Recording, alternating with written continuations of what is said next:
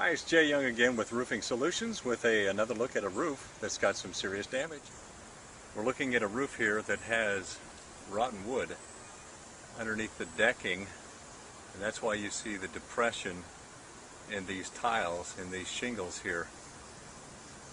It usually happens around fireplace flashing and around a gutter where the water is leaking underneath the shingles. So you can see here that the shingles are depressed right around the chimney here, which is causing wood to rotten out. So far no leaks, but that will change.